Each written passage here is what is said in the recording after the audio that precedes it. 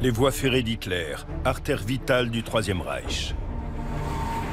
Sans les voies ferrées, l'Allemagne n'aurait jamais pu faire la guerre. Une infrastructure essentielle avec un lourd secret. Personne ne peut y échapper. Le train est partout. Qui va faciliter la pire atrocité de l'histoire.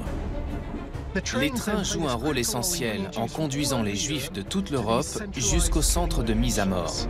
6 millions de Juifs assassinés par un régime sans pitié. Les trains arrivaient ici et les gens étaient débarqués. Il y avait ceux qui allaient directement à la chambre à gaz. Voici l'histoire des trains de la mort hitlériens. Les plus grandes constructions de la Deuxième Guerre mondiale, qui devaient assurer la suprématie d'Hitler, ne sont plus aujourd'hui que les vestiges de l'ambition militaire d'un fanatique.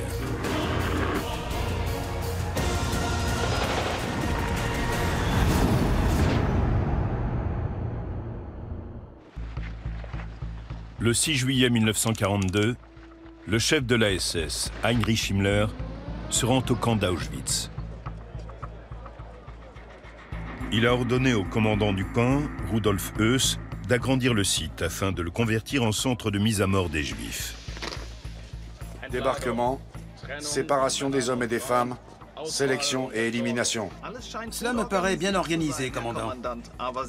Mais préparez-vous à travailler encore plus fort. Auschwitz va recevoir beaucoup plus de convois à l'avenir. Le transport des victimes jusqu'au camp dépend de l'immense réseau ferré allemand.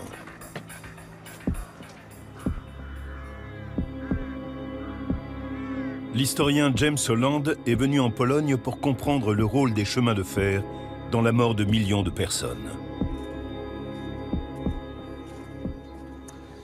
C'est l'un des vestiges les plus glaçants de la Seconde Guerre mondiale. Le corps de garde d'Auschwitz-Birkenau. Auschwitz est le plus grand de tous les camps de concentration.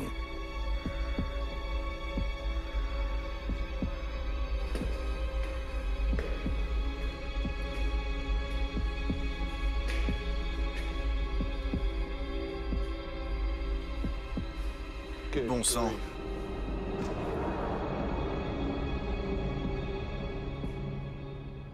C'est gigantesque.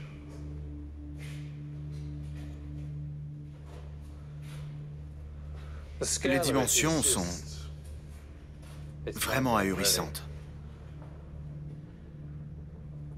Il a fallu évacuer 8 villages pour ça. Le camp principal était ici. Birkenau a été complètement rasé. Il faisait 170 hectares. C'est absolument monstrueux.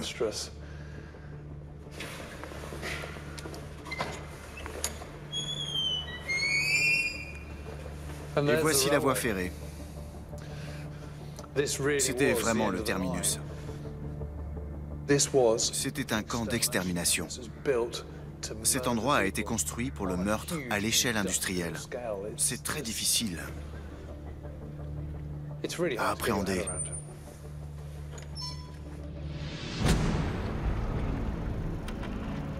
Les Juifs sont déportés de toute l'Europe. La plupart arrivent en train. La seule façon de gérer l'ensemble du système concentrationnaire, d'acheminer d'innombrables prisonniers vers les camps, c'est par le chemin de fer.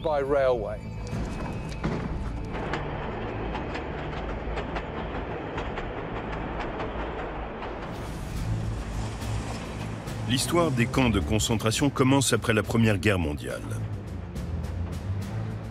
La défaite a détruit l'économie allemande et la pauvreté est généralisée.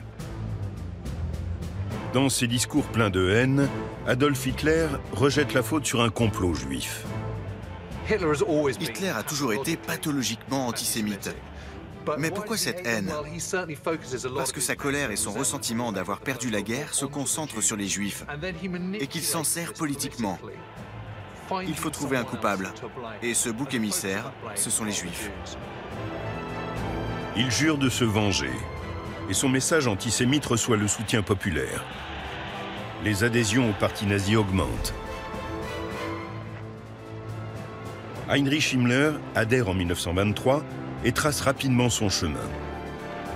6 ans plus tard, il est le chef de la milice du parti, la SS. Les SS possèdent un vaste réseau composé de personnel administratif qui va jouer un rôle central dans la propagation de l'idéologie nazie.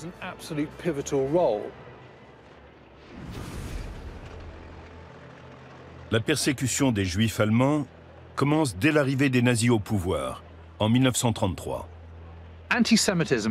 L'antisémitisme est au cœur de leur idéologie. Himmler croit en la supériorité de la race aryenne, en la suprématie aryenne, et il en est l'un des plus fervents avocats. Les lois de Nuremberg excluent progressivement les Juifs de la société allemande. Les synagogues sont détruites et les commerces juifs vandalisés. Près de la moitié des Juifs allemands fuient vers d'autres pays européens et vers les États-Unis. Mais 300 000 d'entre eux restent sur place. Le 1er septembre 1939, l'Allemagne envahit la Pologne.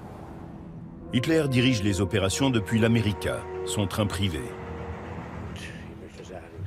Ce centre mobile de commandement possède tout ce dont il a besoin pour rester en contact permanent avec ses généraux sur le front.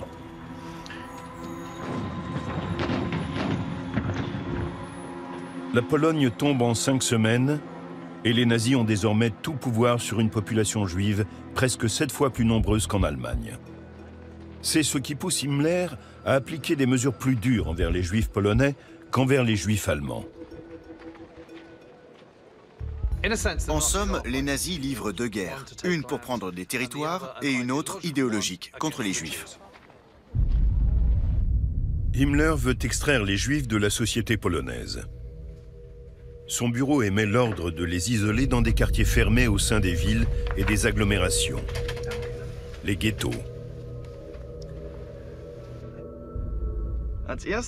La première mesure est la concentration des Juifs de la campagne dans les grandes villes. Très bien.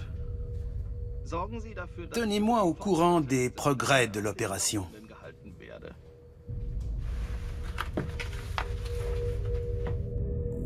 Les nazis établissent des ghettos près des principaux embranchements ferroviaires. Les plus grands se trouvent à Varsovie, Lodz et Cracovie. Entre octobre 1939 et décembre 1940, la quasi-totalité des 2 millions de juifs polonais est enfermée dans les ghettos. Ils sont placés dans des secteurs confinés, une toute petite partie de la ville, dans des logements insalubres, où des familles entières vivent dans une seule pièce. Les conditions de vie y sont inhumaines. Les Allemands limitent la quantité de nourriture qui entre dans le ghetto. Sa principale caractéristique, c'est que la population n'a rien à manger. Les gens meurent de faim, mais également de maladies, car les épidémies se répandent rapidement dans ce lieu surpeuplé. Mais les ghettos ne sont qu'une solution temporaire. Alors que les combats s'intensifient, les nazis s'aperçoivent que les jeunes juifs en bonne santé pourraient largement contribuer à l'effort de guerre. À mesure que le Reich s'étend, il a besoin de forces d'occupation et bien sûr de combattants, ce qui implique une pénurie de main-d'œuvre dans les usines et sur les chantiers. Où la trouver? Eh bien chez les prisonniers de guerre, avec le travail forcé. Et tous ces gens contraints de travailler contre leur gré ont besoin de camps. Des camps d'où ils ne pourront pas s'échapper. Les plus grands sont construits près des embranchements ferroviaires, à Auschwitz, Buchenwald et Sachsenhausen. En mars 1942, il existe 13 camps de concentration principaux. Les conditions sont terribles, mais ce ne sont pas encore des centres d'extermination organisés. Les Juifs et les autres ennemis du Reich, dont les Polonais, les communistes, les témoins de Jéhovah et les homosexuels, y sont déportés. Grâce à leur réseau ferroviaire, les nazis peuvent accroître leur rayon d'action, projeter leur pouvoir, garder la maîtrise. Désormais, les camps desservis par le Reich travaillent pour le Reich. L'archéologue Tony Pollard explore le camp de concentration de Gross-Rosen, au sud de la Pologne. À la fin de la guerre, c'est l'un des plus grands. Les prisonniers y arrivent en train de tous les coins du Reich. Arbeit macht frei. Le travail rend libre. La seule façon dont le travail vous rendait libre ici, c'était de mourir. Les nazis faisaient travailler les gens jusqu'à ce que mort s'en suive.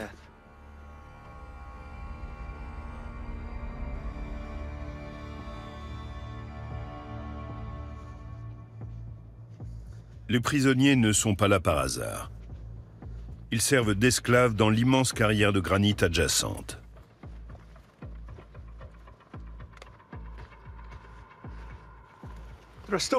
Il reste des vestiges qui donnent une idée de l'ampleur des opérations. On dirait un téléphérique.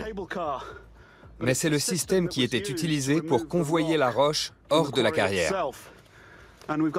Une poulie permettait de soulever des wagonnets et de les descendre dans le cratère. Au fond, les prisonniers chargeaient la roche à la main, parfois d'énormes blocs. Puis ils treuillaient les wagonnets jusqu'en haut. Ils étaient alors déposés sur une voie étroite qui rejoignait la gare principale. Après quoi, le granit est transporté par rail jusqu'aux confins de l'Empire allemand.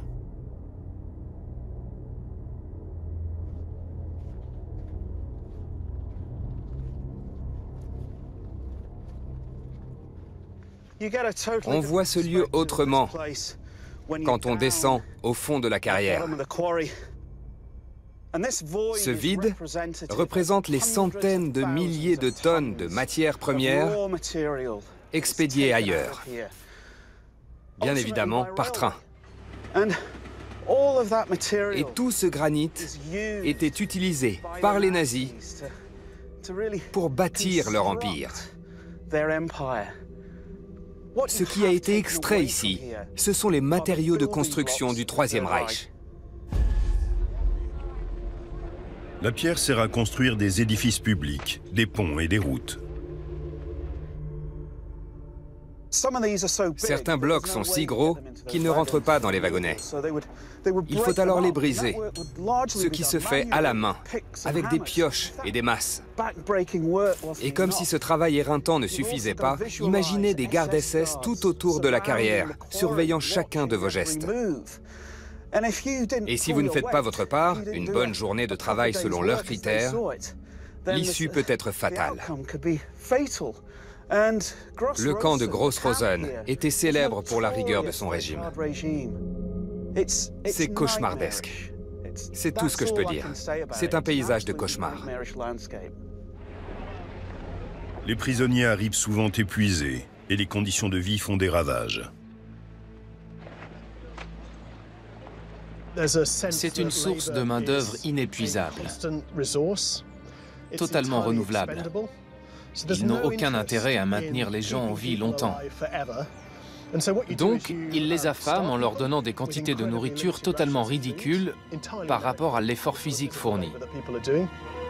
À Gross-Rosen, l'espérance de vie moyenne ne dépasse sans doute pas 3 semaines. Mais le train l'approvisionne constamment en main-d'œuvre asservie et le camp continue à fonctionner. C'est l'échange de deux produits de base. C'est terrible d'employer ces termes en parlant d'êtres humains, mais c'est exactement ainsi que les nazis les considéraient. Avec la guerre, la demande pour les matières premières et autres marchandises augmente. La superficie du camp s'accroît considérablement. À la fin, plus de 100 sous-camps, les principaux reliés par voie ferrée, portent la capacité de Gross-Rosen à 80 000 prisonniers. Chaque camp a sa spécialité, son rôle à jouer, soit dans l'industrie pour fabriquer des munitions et des armes, soit, comme à Gross-Rosen, pour extraire de la matière première. Et tous dépendent des chemins de fer pour l'acheminement. La face obscure du réseau ferroviaire, c'est le transport des victimes des camps de concentration. On déplace des personnes pour qu'elles servent d'esclaves. Le train ne sert pas qu'à acheminer la main-d'œuvre jusqu'au camp.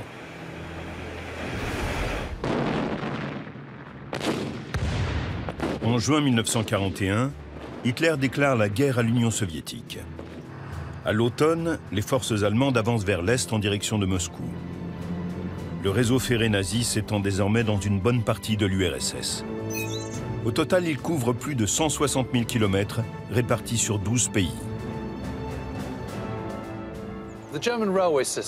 Les chemins de fer sont une composante absolument essentielle de la machine de guerre allemande. C'est la seule façon d'acheminer les vivres, le matériel, le charbon, les armes, les hommes, les prisonniers, les juifs, d'un point A à un point B. Sans les voies ferrées, l'Allemagne n'aurait jamais pu faire la guerre. Mais en URSS, les chemins de fer allemands vont être confrontés à un défi de taille. En territoire soviétique, l'armée nazie dépend des hommes et des armes arrivant en train de tout le Troisième Reich.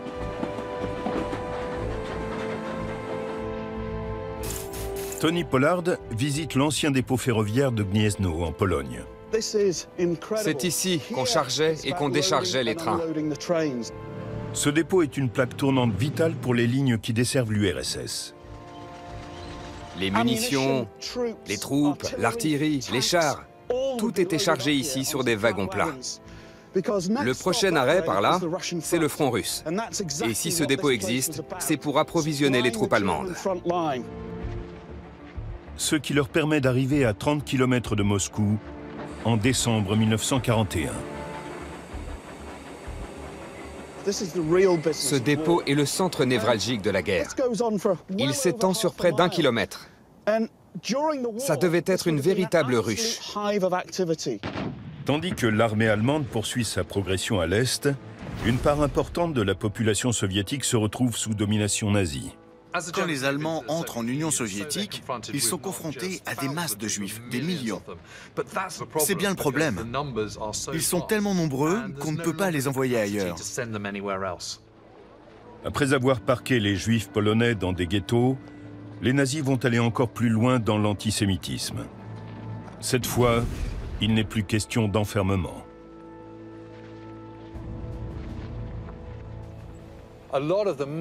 On assiste à des exécutions de masse. On va chercher les Juifs dans les villes et les villages, on les rassemble autour d'une fosse préalablement creusée et on les exécute d'une balle dans la tête. Entre juin et décembre 1941, environ 500 000 Juifs, hommes, femmes et enfants, sont ainsi assassinés. C'est un génocide à l'échelle locale, dans un lieu familier, une forêt où on aurait pu aller avant la guerre. Un site de pique-nique devient subitement un abattoir. En août 1941, Himmler se rend à Minsk, en Biélorussie, où il assiste à une exécution de masse aux premières loges. Il en a la nausée. Il trouve ça dégoûtant. Il déplore que ces tueurs soient contraints de subir un tel traumatisme. Il doit y avoir un autre moyen. En Allemagne, les scientifiques expérimentent une autre méthode d'extermination, les camions à gaz. En fin de compte, ils optent pour une troisième encore plus efficace, les chambres à gaz.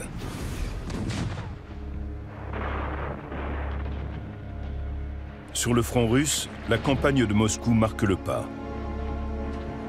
Les militaires ont besoin en moyenne de 75 trains par jour pour acheminer soldats, vivres et munitions. Ils en obtiennent moins de la moitié.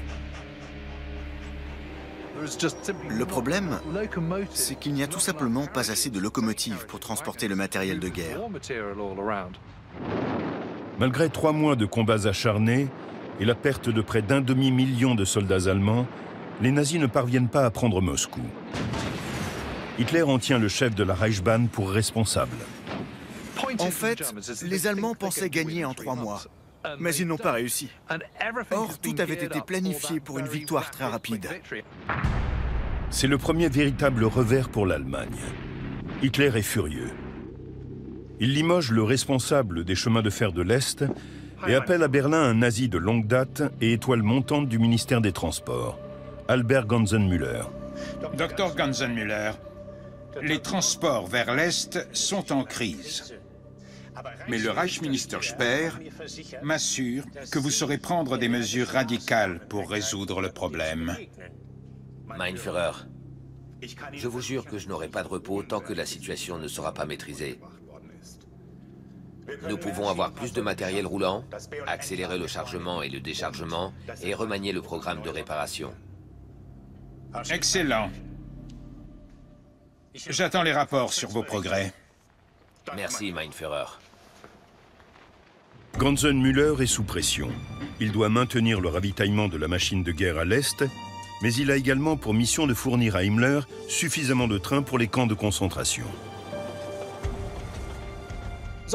Il y avait toujours conflit dans la gestion du réseau ferroviaire entre la priorité donnée à la circulation des personnes et celle donnée à la circulation du matériel de guerre.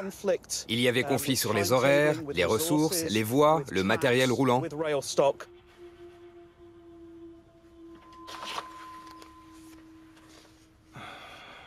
Merci, ce sera tout. Ganzenmüller va tout faire pour donner satisfaction à Himmler, qui exige plus de trains.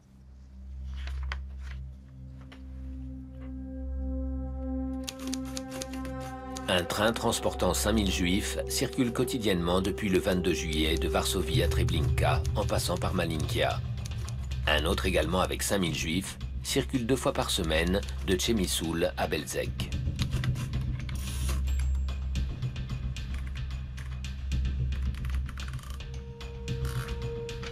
Tandis qu'il envoie des dizaines de milliers de juifs dans les camps, il assume également une autre responsabilité exceptionnelle.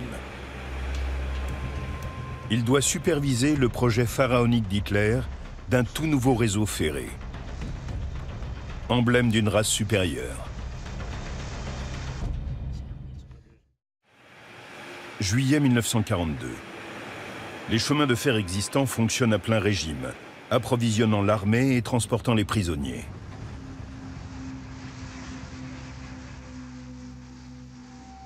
Mais le Führer projette la construction d'un nouveau réseau extra large, basé sur un écartement des rails de 3 mètres. Parfait. Ce sera un moyen de transport digne du Reich. Avec des voies d'une largeur augmentée à 3 mètres et des voitures à 2 étages, notre réseau ferré sera considérablement amélioré. Mais pour élargir les voies dans tout le Reich, il faudra poser des centaines de kilomètres de nouvelles lignes et construire de tout nouveaux trains. C'est une idée visionnaire, Mein Führer. Toutefois, cela suppose la construction de nouveaux véhicules. Si on doublait ou triplait le nombre de lignes à écartement standard, cela nous permettrait d'utiliser le matériel et les infrastructures existants. L'écartement actuel est obsolète, totalement inapproprié au transport de masse. Naturellement, Mein Führer. Ganzenmüller s'attelle à la réalisation des projets du Führer. Il sait pourtant que cela détournera des ressources vitales pour l'effort de guerre et qu'il sera d'autant plus difficile de fournir à Himmler davantage de transports de prisonniers. Début 1942, les dignitaires nazis comptent accélérer leur plan d'éradication des Juifs d'Europe. C'est ce qu'ils appellent la solution finale. C'est la première fois qu'ils reconnaissent qu'ils vont organiser des camps d'extermination pour exécuter en masse les Juifs et d'autres populations européennes indésirables. Himmler convoque à Berlin le commandant du camp d'Auschwitz, Rudolf Höss. Commandant Höss, asseyez-vous. Je vous ai demandé de venir de Pologne pour vous confier une chose de la plus grande importance. Le Führer a ordonné la solution finale de la question juive. Nous, les SS, devons exécuter cet ordre. J'ai donc choisi Auschwitz dans ce but. J'espère pouvoir compter sur votre aide et votre coopération dans cette affaire. Bien entendu, Herr Reichsführer.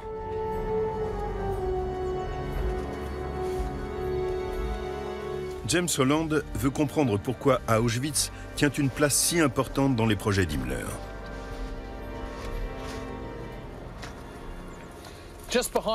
La gare de la ville d'Auschwitz est derrière moi, et ces voies conduisaient au camp. Mais le plus intéressant se trouve là-bas. C'est la ligne principale qui mène à Vienne au sud et à Cracovie au nord. Cette ligne était cruciale, non seulement pour pouvoir desservir les camps, mais aussi parce qu'elle était un peu à l'écart, et donc loin des regards indiscrets. C'est là le point essentiel. Sans le réseau ferroviaire, les camps d'extermination n'auraient pas pu exister, car seul le train pouvait y amener les déportés. Auschwitz s'est agrandi en prévision de la solution finale. Un nouveau site est choisi à 2,5 km du camp principal. On l'appelle Auschwitz-Birkenau. Sa capacité totale atteint plus de 100 000 places et, à la limite ouest, 2 fermes sont converties en chambres à gaz. À partir du moment où le génocide devient une entreprise centralisée, le réseau de transport de masse prend une importance cruciale. Les trains jouent un rôle essentiel en conduisant les Juifs de toute l'Europe jusqu'au centre de mise à mort. Pour les nazis, toutes les lignes mènent à Auschwitz. En 1942, près de 200 000 Juifs de 10 pays européens y sont déportés. C'est dans un de ces wagons à bestiaux que tant de victimes ont été amenées ici. Pour la plupart, c'est leur dernier voyage. Je suis en train de le déverrouiller. Bien entendu, c'était exactement comme ça durant ces trajets épouvantables.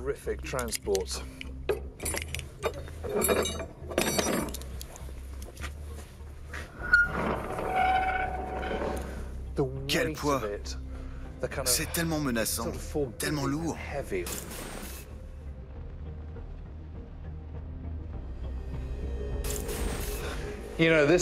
C'est un wagon à bestiaux. Il n'est pas fait pour transporter des êtres humains. Pourtant, 70 personnes s'entassaient à l'intérieur, parfois plus d'une centaine. Parfois, les femmes devaient prendre leur enfant dans les bras parce qu'il n'y avait pas de place pour les poser par terre. Ils restaient là 2, 3, 4 jours. C'était barbare, inhumain. À bord, la seule installation sanitaire est un seau en bois. Les gens qui parlent de ce voyage se souviennent de la puanteur. Ils ont un horrible sentiment de honte. C'est la première fois qu'ils s'assoient sur un seau devant 80 personnes ou plus. Le seau déborde vite et les excréments inondent le wagon. Privés d'eau et de nourriture, certains ne résistent pas.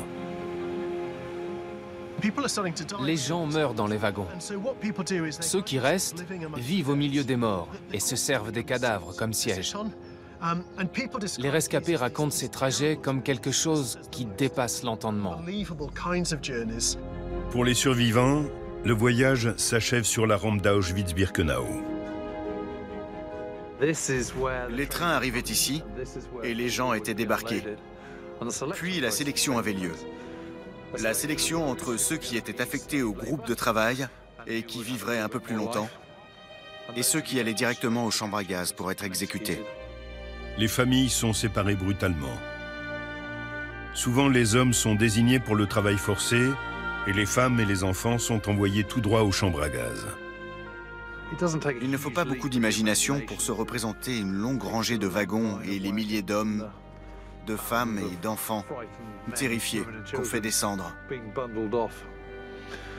Les gardes qui leur crient des ordres, qui les bousculent. C'est vraiment un endroit terrible.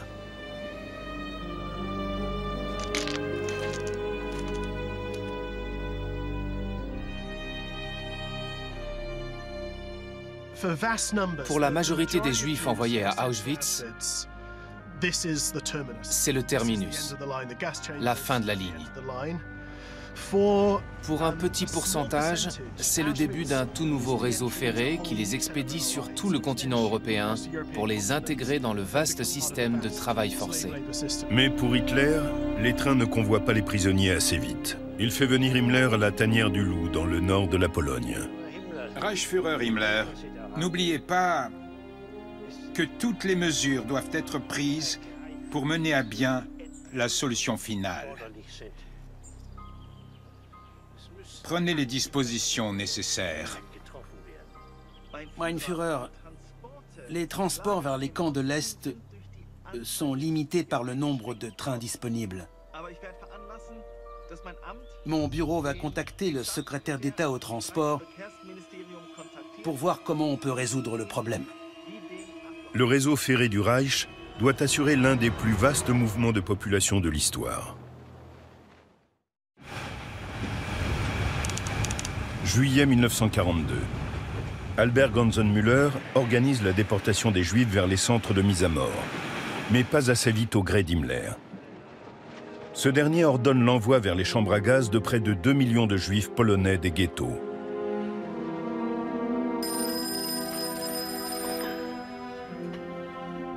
Dr Ganzenmüller, le Reichsführer SS Himmler à l'appareil.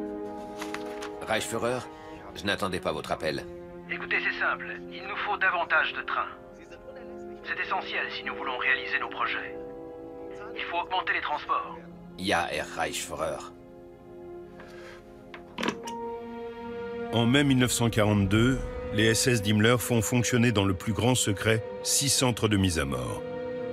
Chelmno, Belzec, Sobibor, Treblinka, Majdanek et Auschwitz. À Auschwitz, l'historien James Holland découvre comment les nazis ont encore accru leur capacité meurtrière.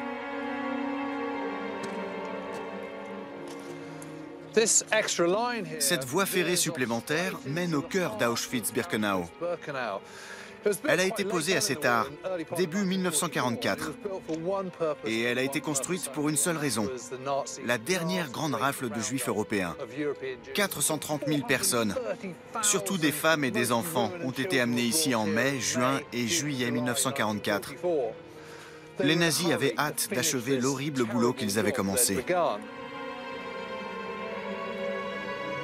L'extension de la ligne au-delà du corps de garde jusqu'au centre du camp permet au train de s'arrêter beaucoup plus près des chambres à gaz et de se vider plus vite.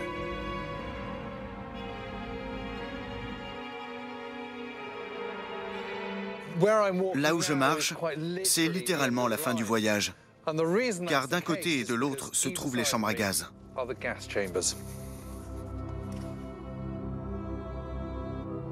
Au total, 5 installations de gazage fonctionnent pour traiter les nouveaux arrivants. Les prisonniers sont dirigés vers un vestiaire souterrain avant d'être envoyés à la chambre à gaz attenante.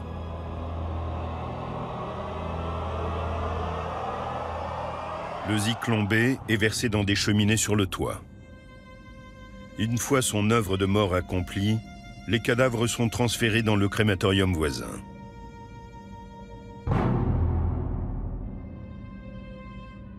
Auschwitz peut désormais brûler plus de 4500 corps par jour.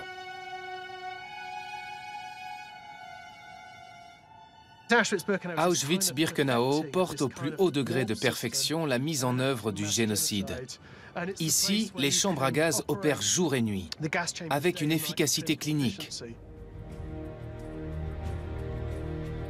À des années-lumière de l'horreur des chambres à gaz, Hitler s'absorbe dans son grand projet de méga voie ferrée. Ses ingénieurs lui proposent 47 plans de nouvelles locomotives. Excellent travail. Un projet de cette ampleur est un immense défi technique.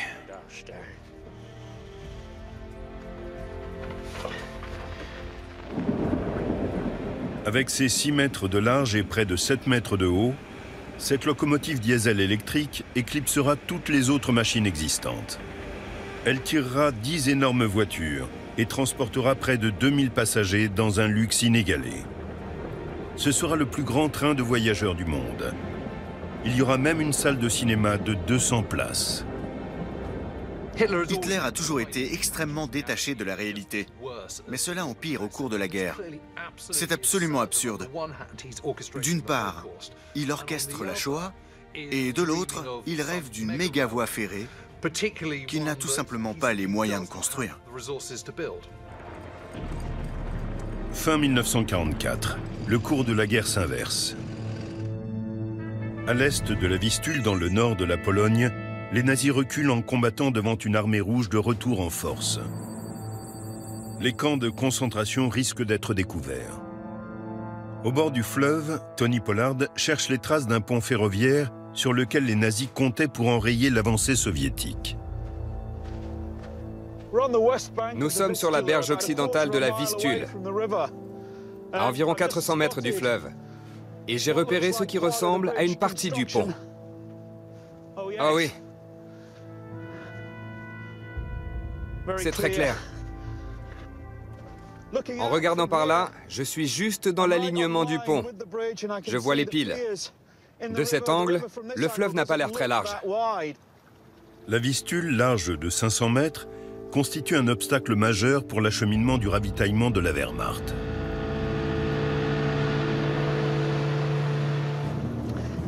Il est vital pour les Allemands qu'une voie ferrée enjambe le fleuve. C'est la seule façon d'envoyer suffisamment d'hommes et de matériel sur le front de l'Est. C'est essentiel, et ce pont est l'une des composantes majeures de la mégastructure ferroviaire.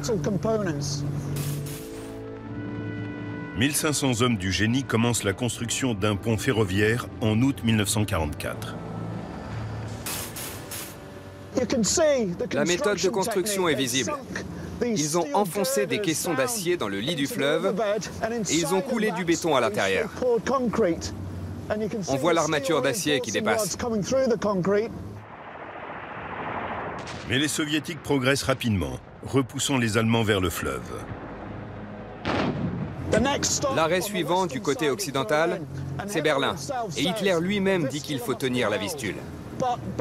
Mais fin janvier, la situation est désespérée. Les Soviétiques sont littéralement sur leurs talons. Et le 27 janvier, la décision de faire sauter le pont est prise. Ça a dû être déchirant pour les ingénieurs. On voit les traces de l'explosion. L'acier a été arraché. Regardez. Après avoir fait sauter le pont ferroviaire, la Wehrmacht tente de défendre le fleuve. Mais en février 1945, l'armée rouge traverse la Vistule. La Vistule n'est pas seulement une barrière physique, c'est aussi un symbole. Quand les Soviétiques la franchissent, il est clair que la fin de la partie approche. En chassant les nazis d'Europe de l'Est, les Soviétiques vont découvrir l'horreur des camps.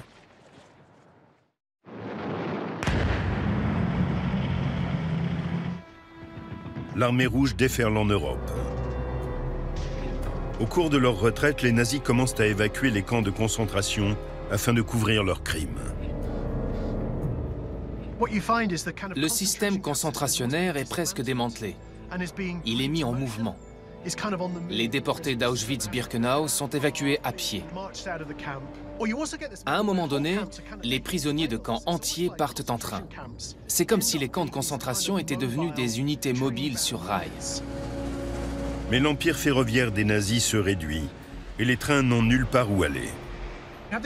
À la fin de la guerre, les Juifs ne font que tourner en rond à bord de ces trains. Pour certains, le moment de la libération ne se passe pas dans un camp de concentration classique, mais dans un wagon, car les gardes ont disparu à l'approche des Alliés. Le 27 janvier 1945, les troupes soviétiques libèrent le camp d'Auschwitz. Elles découvrent les preuves de tuerie massive qui choquent le monde entier. Bien que 60 000 prisonniers aient été évacués en secret, les libérateurs trouvent 7 000 malades et mourants. En tout, plus d'1 million de victimes ont été tuées à Auschwitz.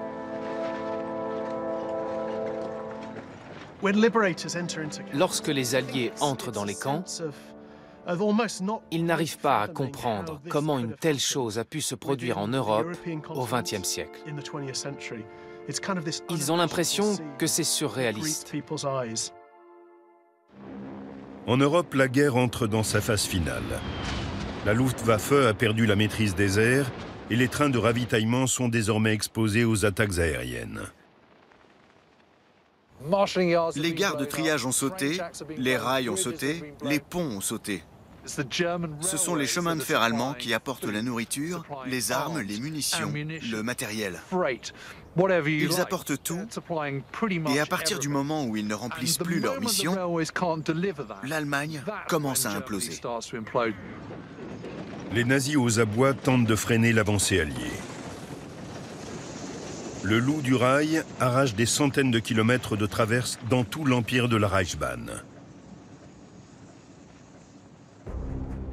Il revient à Albert Ganser-Müller d'informer Hitler que le réseau ferré ne fonctionne plus. Heil, mein Führer. Mein Führer, j'ai le regret de vous annoncer que la Reichsbahn ne garantit plus la circulation. Il faut poursuivre nos efforts en vue d'une percée. Les trains doivent rouler à nouveau. Veillez-y. Ganser-Müller est incapable d'exécuter les ordres d'Hitler.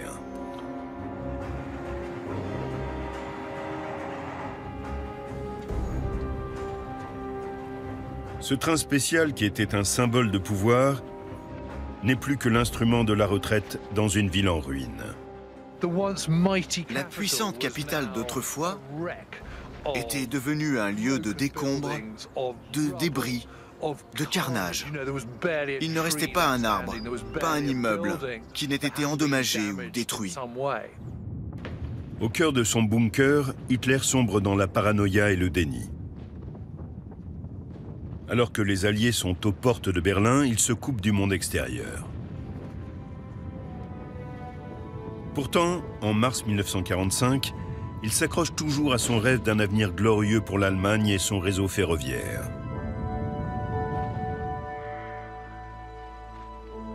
Mais ce réseau, les bombardements l'ont mis hors service.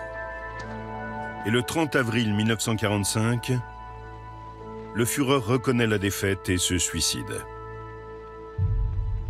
Un mois plus tard, des agents des services de renseignement britanniques capturent Himmler alors qu'il tente de s'enfuir avec de faux papiers au nom d'Heinrich Hitzinger. Mais avant qu'on puisse l'interroger, le chef de la SS se tue en avalant une capsule de cyanure. Ganser-Müller, le secrétaire d'État au transport, s'enfuit en Argentine. Il ne sera arrêté et accusé de crimes de guerre qu'à la fin des années 1970. Il subit un infarctus juste après le début des audiences. Il s'en remet et vit jusqu'à 91 ans. Mais son procès n'aura jamais lieu.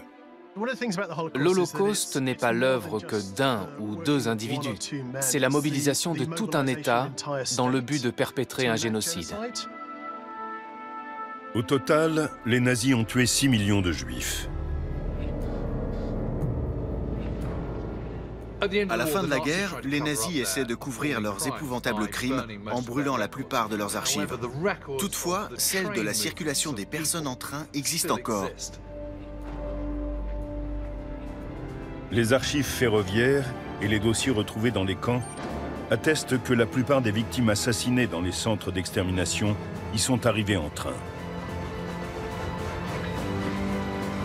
Ces documents ont fourni la preuve que la plus grande des mégastructures du régime nazi a joué un rôle crucial dans la pire atrocité de l'histoire.